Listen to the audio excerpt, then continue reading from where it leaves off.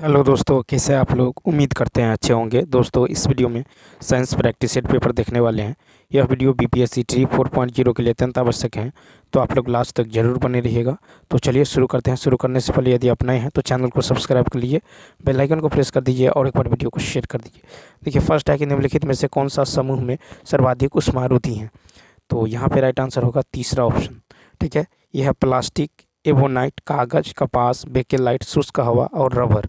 ठीक है, तो देखिए प्लास्टिक, एवोनाइट जो है, कागज, कपास, बेकेलाइट, शुष्क हवा व रबर उष्मारोधी हैं। नेक्स्ट फिर है कि जब दो समान बल किसी पिंड पर एक दूसरे की जो है विरुद्ध दिशा में प्रयुक्त होते हैं तो पिंड पर प्रयुक्त होने वाला कुल बल खाली स्थान होगा। तो तीसरा ऑप्शन शून्य होगा। तो किसी पिंड पर दो समान बल विपरीत दिशा में कार्य करते हैं तो उनका परिणामी बल शून्य होगा और पिंड पूर्ववत स्थिति में ही रहेगा। इस बल को संतुलित बल कहते हैं। कहता है कि जल से भरे गिलास के नीचे दबे कागज को शीघ्रता से गिलास के नीचे गिलास के नीचे से जल को छिड़काए बिना ही खींचा जा सकता है। यह परिघटना तीसरा ऑप्शन जड़त्व के गुण को दर्शाता है।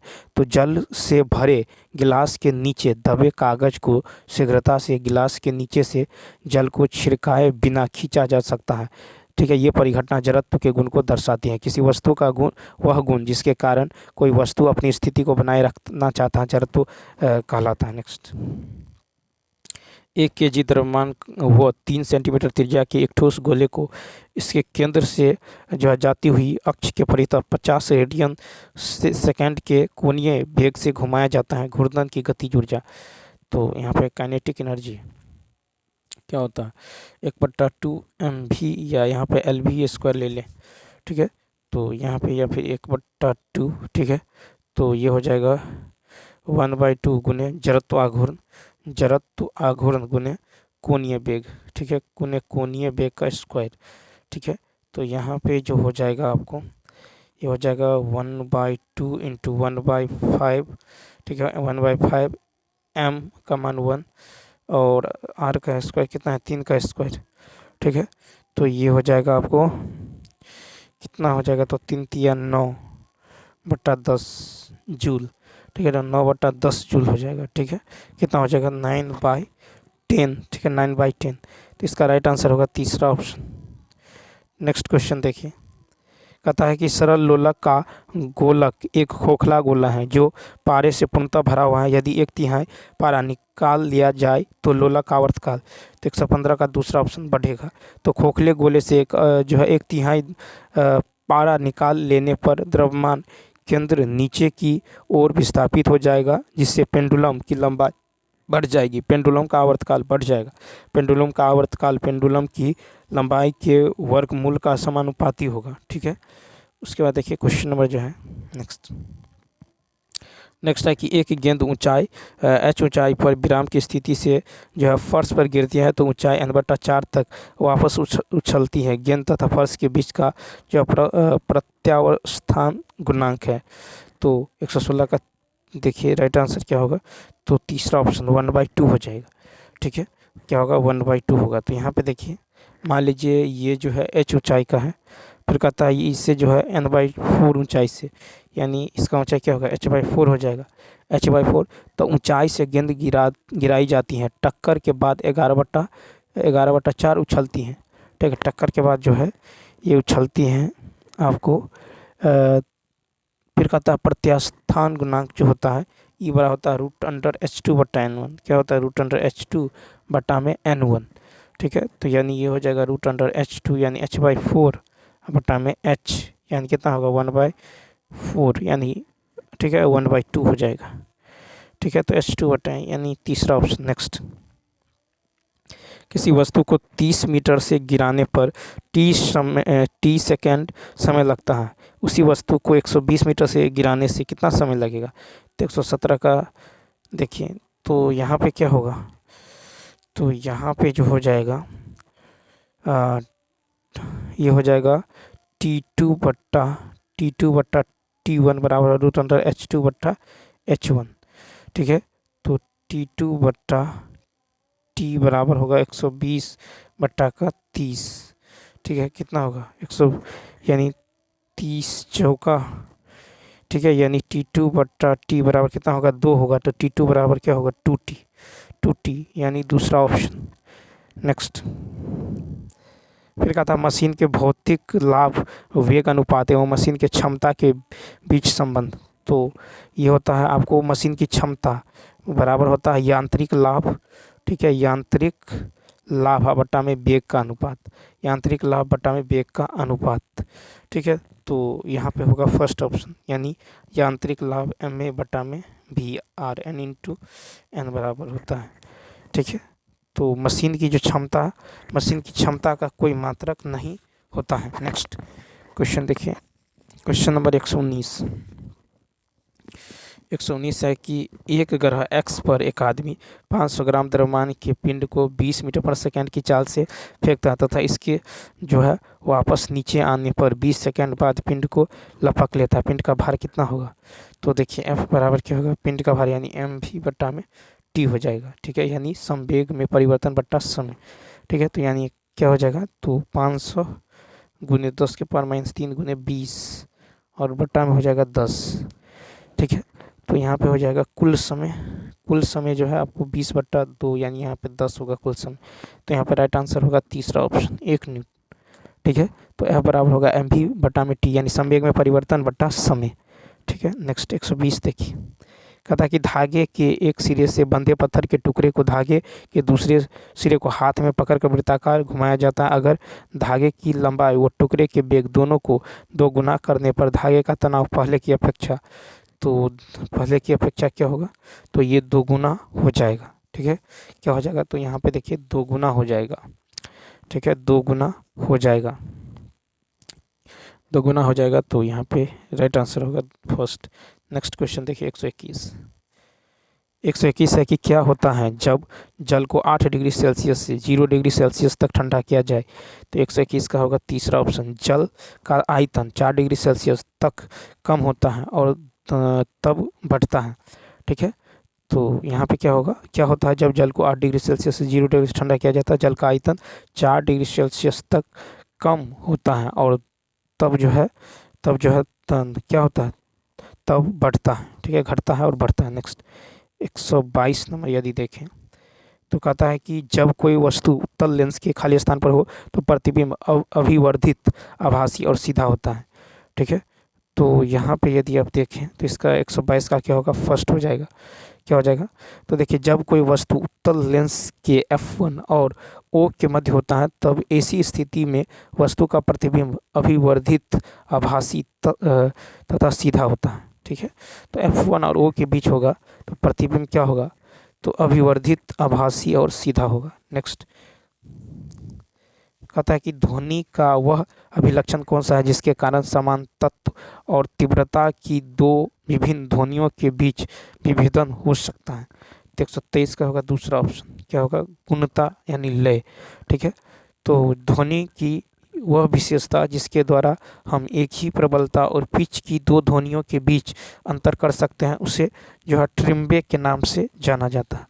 124 नंबर देखिए, कहता विविध जीव ग्लूकोज को कार्बन डाइऑक्साइड एवं पानी में पूरी तरह से तोड़ने हेतु विभिन्न तरीकों का उपयोग करते हैं। कभी कभी जब हमारी मांसपेशियों की कोशिकाओं में ऑक्सीजन की कमी होती है तो पायरुवेट के टूटने के लिए दूसरा रास्ता अपनाया जाता है जहां पायरुवेट लैक्टिक अम्ल में परिवर्तित हो जाता है, ठीक है।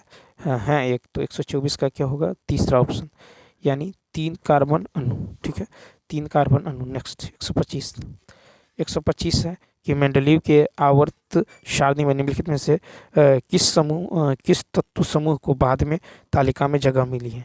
तो 125 का जो होगा, तो देखिए 125 का हो जाएगा दूसरा ऑप्शन। तो देखिए मेंडलीव के आवर्त सारणी में, ठीक है, मेंडलीव के आवर्त सारणी में जो है Sc गैलियम और Ge समूह के बाद तालिका में स्थान मिला है।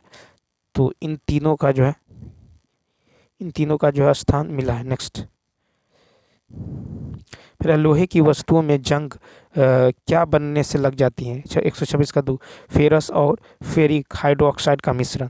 लोहे की वस्तुओं पर जंग फेरस और फेरिक हाइड्रोक्साइड के मिश्रण के कारण जो है होता है, ठीक है।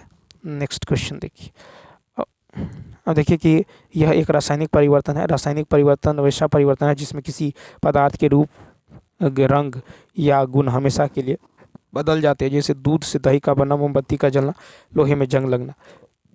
ठीक है, लोहे में जंग लगना ऑक्सीकरण की क्रिया है। ठीक है, नेक्स्ट 127 है कि औद्योगिक रूप से विद्युत अपघटन द्वारा बनाए जाने वाले पदार्थ का समूह है। तो दूसरा ऑप्शन कास्टिक सोडा, क्लोरीन और एल्युमिनियम।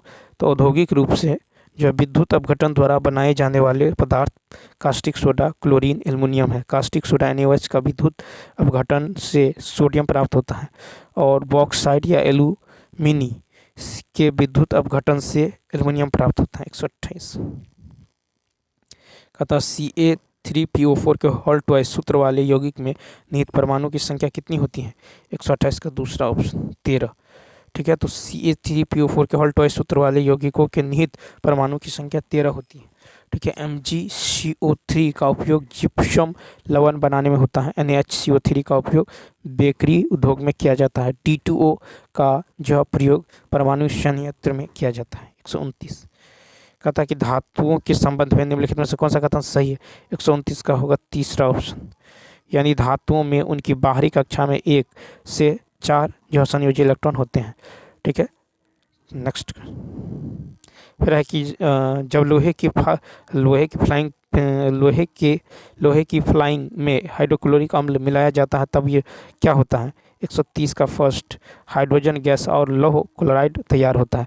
लोहे की फ्लाइंग में हाइड्रोक्लोरिक अम्ल मिलाने पर लोहा HCl से क्रिया करके आयरन क्लोराइड और हाइड्रोजन गैस बनाता है। नेक्स्ट है कि आधुनिक आवर्त सारणी में परमाणु आकार कैसे भिन्न होता है? दूसरा ऑप्शन, तो परमाणु का आकार आवर्त में बाएं से दाएं से कम हो जाता है, लेकिन समूह में ऊपर से नीचे तक बढ़ता है। ठीक है, आधुनिक आवर्त में, ठीक है, तो परमाणु का आकार, तो आधुनिक आवर्त सारणी में परमाणु का आकार आवर्त में बाएं से दाएं से कम हो जाता है, लेकिन ऊपर से नीचे बढ़ता है। नेक्स्ट है कि सिलेंडर में LPG एक द्रव पदार्थ के रूप में होती हैं। तो फर्स्ट ऑप्शन, तो देखिए यहाँ पे क्या हो जाएगा, तो यहाँ पे हो जाएगा आपको पहला ऑप्शन हो जाएगा। ठीक है, पहला ऑप्शन होगा कि A एक भौतिक परिवर्तन है। ठीक है, कहता है कि सिलेंडर से निकलते हुए वह गैस बन जाता है। ठीक है, सिलेंडर से निकलते हुए गैस बन जाता है, इसको जलाकर ऊष्मा पैदा हो जाती है। ठीक है, इसको जलाकर ऊष्मा पैदा, तो A जो हो जाएगा ये भौतिक परिवर्तन होगा, B जो है रासायनिक परिवर्तन होगा। ठीक है, तो देखिए एक सिलेंडर से तरल रूप में LPG मौजूद होता है, जब यह तरल सिलेंडर के बाहर आता है तो गैस बन जाता है, जो एक भौतिक परिवर्तन का उदाहरण है, जबकि LPG जलना एक रासायनिक परिवर्तन है। फिर कहते हैं अमोनियम क्लोराइड का घोल। अमोनियम क्लोराइड का घोल फर्स्ट नीले लिटमस को लाल में बदल देगा। ठीक है, तो ये जो है नीले लिटमस पत्र को क्या करेगा, लाल में बदल देगा। ठीक है, अमोनियम क्लोराइड का घोल। नेक्स्ट फिर है कि A को B के घोल में डालने पर उसका रंग बदल जाता है, जब C को B के घोल में डालते हैं तो उसका रंग नहीं बदलता है। ABC अभिक्रियाशीलता के बारे में क्या निष्कर्ष निकाला जा सकता है? तो यहाँ पे जो है 134 का जो राइट आंसर होगा ये हो जाएगा फर्स्ट, क्या हो जाएगा, तो C less than B less than है। तो रंग में बदलाव यह दर्शाता है कि रासायनिक जो है अभिक्रिया घटित हुआ है। घोल B का रंग बदल जाता है, जबकि A B से अधिक अभिक्रियाशील है। ठीक है, A जो है B से अधिक अभिक्रियाशील है। ठीक है, अब नेक्स्ट देखिए 135 कहता डबल रोटी को पकाते समय मीठी सुगंध पैदा होती है क्योंकि, तो क्योंकि दूसरा ऑप्शन खमीरीकरण की क्रिया द्वारा यीस्ट शर्करा को अल्कोहल में परिवर्तित कर देते हैं। तो अल्कोहलिक किण्वन पाइरुवेट अणुओं को बनाने के लिए यीस्ट द्वारा शर्करा को विखंडित किया जाता है, जिसे ग्लाइकोलाइसिस के रूप में भी जाना जाता है। ग्लूकोज अणु के जो ग्लाइकोलाइसिस से पाइरुवेट अम्ल के 2 अणु बनते हैं, पाइरुवेट एसिड के 2 अणु फिर एथेनॉल के 2 अणु और CO2 में कम हो जाते हैं। नेक्स्ट फिर है कि जिम्नोस्पर्म 2 ग्रीक शब्दों से जिम्नो एवं स्पर्म से बना शब्द है, जिसका अर्थ है नग्न बीज। ठीक है, जिसका अर्थ क्या है, नग्न बीज। नेक्स्ट, फिर है कि मछली में पाए जाने वाला नियासिन एक महत्वपूर्ण पोषक तत्व है जो एक पशु उत्पाद है। यह एक रूप है 137 का फर्स्ट विटामिन B3 का। तो नियासिन, जिसे विटामिन B3 भी कहा जाता है, विभिन्न प्रकार के खाद्य पदार्थों विशेष रूप से मांस, चिकन एवं मछली में पाया जाता है। शरीर में वसा एवं शर्करा के उचित कार्य एवं स्वस्थ कोशिकाओं को बनाए रखने के लिए जो है नियासिन की आवश्यकता होती है। फिर है कि विभिन्न जंतुओं के अंतः कंकाल जो है इससे बनते हैं। इसे प्रकाश संश्लेषण की मूल जो है प्रक्रिया के माध्यम से जीवन रूपों में शामिल किया जाता है, जो कि क्लोरोफिल युक्त सभी जो है जीवन रूपों द्वारा सूर्य के प्रकाश की उपस्थिति में किया जाता है। इस अणुचक्र स्वयं जो है वायुमंडल से पानी में घुलकर और ग्लूकोज अणुओं में बदल जाता है। अणु का नाम बताएं। तो 138 का 2 कार्बन हो जाए। तो कार्बन यौगिकों को जो जानवरों के जो है एंडोस्केलेटन एवं एक्सोस्केलेटन बनाता है वह कैल्शियम कार्बोनेट है। सीसेल, ठीक है, घोंघे, इसका क्लेम और सिप और कई अन्य जैसे आपको मोलस्क के एक्सोस्केलेटन है। नेक्स्ट, कहता कैडमियम प्रदूषण का संबंध किस बीमारी से है। तो दूसरा ऑप्शन इटाई से। कैडमियम प्रदूषण से इटाई नामक बीमारी हो जाती है। यह अस्थियों तथा जोड़ों की खतरनाक बीमारी। इसके अलावा कैडमियम की अधिकता से लीवर तथा फेफड़ों का कैंसर भी हो जाता है। नेक्स्ट, 140 है कि गोल्जी उपकरण के कार्य के संबंध में निम्नलिखित कथनों को पढ़िए और सही विकल्प चुनिए।